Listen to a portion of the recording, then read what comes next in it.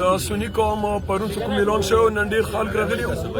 خو سبا د قومونو دپاره د نږدې علاقو دپاره مو وعده وکړله چې سبا 10 بجې به د سادي امیر ماویه چوک ته به ټول راجمع کېږو خو زه حکومت ته یوه مطالبه دا کوم چې کله د روډ څه کله بند و د مین روډ بند و د شرکو روډ چلیدلو سنی قوم خو کله اعتراض نه دی کړی چې شرکو روډ بند کا چې کله مو اعتراض نه دی کړی نن مو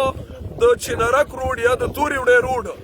څه زور کې قانوني روان یم غیر قانوني سره سم مو په روډ باندې ونسه په دغه روډ ما ونسه چې کله زه قانوني روان یم هیڅ قسم جواز نه جوړیږي چې ته خپل وون په تنګایي نو موږ دغه تنګولو د واجب نه سبا به ان شاء الله سادي چوک کې احتجاج کوو درنه باویر کوو مزید مخکې لا یوم اعلان با کوو خدای وا خبره او خلکو تاسو کوم څنګه یې چې نن ته 15 ورځې د روډ د باندې او ته بیا په هوا ته د اسمان ته د چغې شروع کړي دي مو چغې نه دي شروع کړي مو دې لپاره کوو چې دا ډېره ناجایزه دی مو څه جرم نه دی کړی که تو باندې روډ باندې تو په مقبلو کې 18 کسان بې ګناه شهیدان کړي دي که په تو روډ باندې تو په بګن باندې په قرآن کې پوسته